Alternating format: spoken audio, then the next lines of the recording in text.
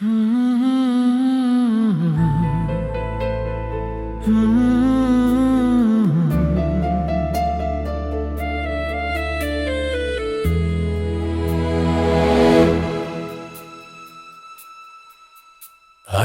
எவ்வளவு அழகு பெண்ணே பெண்ணே, உன்னை பார்த்ததில் இருந்து மூடலடி என் கண்ணே கண்ணே.